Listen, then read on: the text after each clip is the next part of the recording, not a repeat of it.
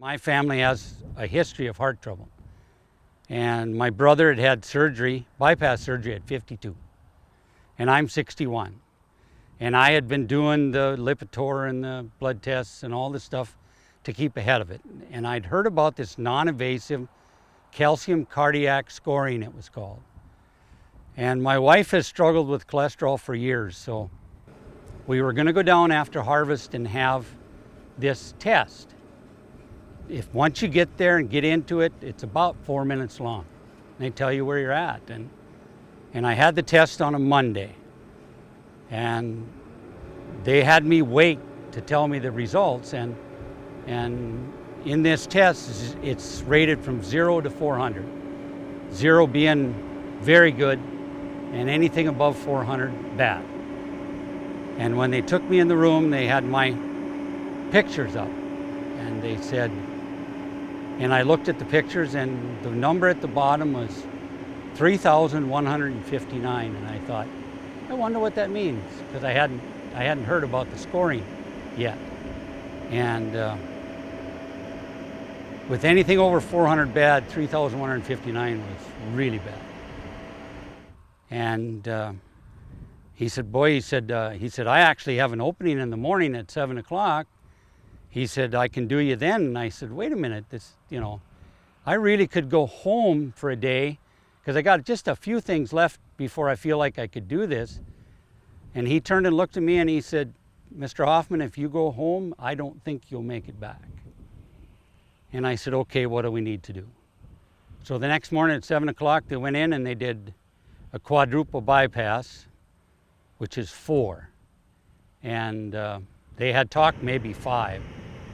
So my veins, I had one that was 100% blocked, I had one that was 90% blocked, and I had 2 that were 70 to 90% blocked. And my surgeon said, I just don't understand why you haven't had a heart attack. My original exposure to farm rescue was about 2 years ago. A guy I knew really well south of Arnegard had gotten hurt real bad in a car accident during the winter. And everybody was wondering how he was going to get his crop in, if all the neighbors should show up or what. And somebody mentioned there was an organization called Farm Rescue that was going to come. So they came early that spring and they seeded about 1,000 acres for him. That's where I first heard of it. When I found out that I had this problem with my heart, which was a complete surprise, when I went in for the surgery, it all happened within a few days. It was just incredibly fast. And I was laying in the hospital afterwards trying to recover and get out of there, and my son-in-law came and everybody was asking what I was going to do to get my crop off. And I said, well, I really don't know. I really don't. And my son-in-law farms by Cooperstown, so he said, I'll try to get there as often as I can, but he said, you really need more help than that. He said, what do you think if I call Farm Rescue? And I said, why not? Why not give it a try? I mean, all you can do is give it a shot, see where we end up.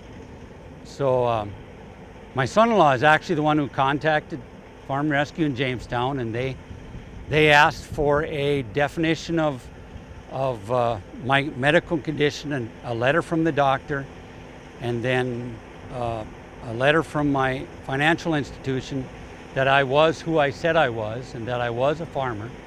And I got a phone call from Bill Gross about a day or 2 later, and he said I had been approved for the help. And when that happened, then my stress level dropped a lot, because I knew I had some help. I cannot drive a vehicle for 6 weeks, which is coming up shortly. And not driving is something a guy kind of takes for granted till you can't do it.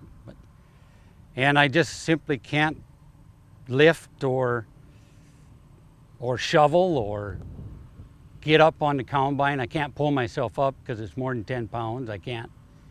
So I just can't do much of anything. So that was my dilemma when Farm Rescue and all these people showed up. So, and like I said, thank God for them and Farm Rescue, or it would have been, well, it wouldn't have gotten done.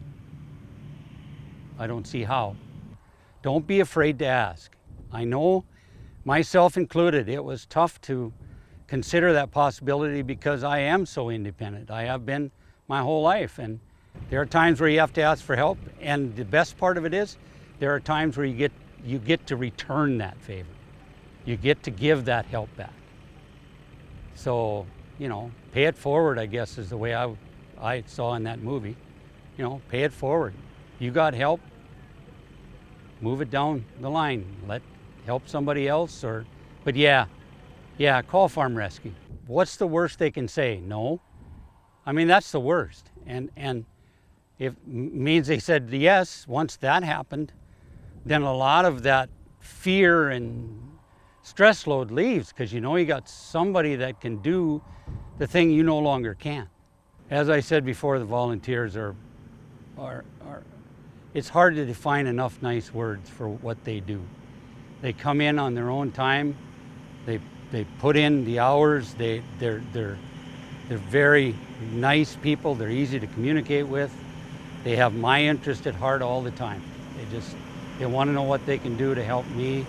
They want to know what more can possibly be done, so I don't have to, because I can't lift and I can't drive. So they've really, I don't know what else to say, but thank you. Thank you for being here to do the things I just physically couldn't do anymore. And good people, wonderful people to deal with. They got hearts of gold. They give of themselves, and it's just nice. Combines are big, fast, modern, just fun to watch in a field. They do a tremendous job. The trucks, they fit into the operation well. It's just nice equipment. But without the other sponsors, I don't know if this could be possible.